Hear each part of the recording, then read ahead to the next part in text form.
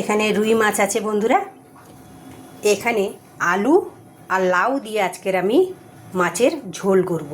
এটা লাউ আছে, লাউ দিয়ে মাছের ঝোল করে খেলে পেটও ঠান্ডা মনও ঠান্ডা, খুব ভালো লাগবে বন্ধুরা। আর এখানে আছে একটা পেঁয়াজ, একটা টমেটো, 3টে কাঁচা লঙ্কা।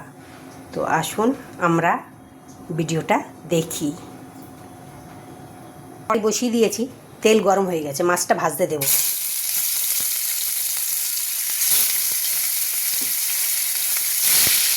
সব মাছগুলো একবারে দেওয়া হয়ে গেছে, আর মাছগুলো এক এক করে উল্টে দিতে হবে। দেখুন কি সুন্দর ভাজা হয়ে যাচ্ছে, আর একসাথে অনেকগুলোই ভাজা হয়ে যায়। সব মাছগুলো ভাজা হয়ে গেছে, তুলে নেব। সব মাছগুলো ভাজা হয়ে গেছে, তুলে নিয়েছি।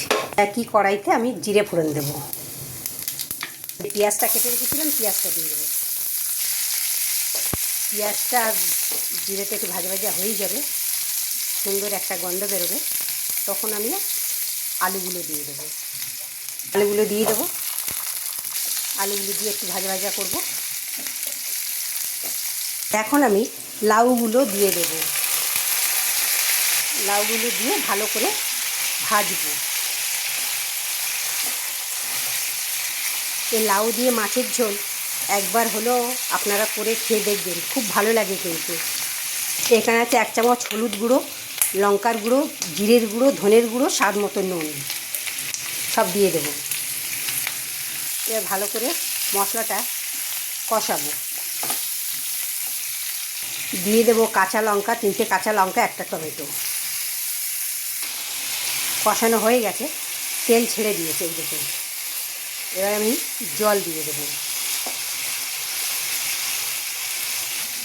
জল দিয়ে দেবো, আমি গরম জল দিলাম। গরম জল দিলে তাড়াতাড়ি ফুটে উঠবে আর সিদ্ধ হয়ে যাবে তাড়াতাড়ি। যাতে একটু পাতলা ঝোল করব, লাউ দিয়ে আলু দিয়ে মাছের ঝোল, তো সেই জন্য একটু জল বেশি করে দিলাম। ঢেকে দিলাম, সিদ্ধ হোক। ঢাকা খুলে দেখি, ভালোভাবে ফুটে গেছে। মাছগুলো দিয়ে দেব এক এক করে।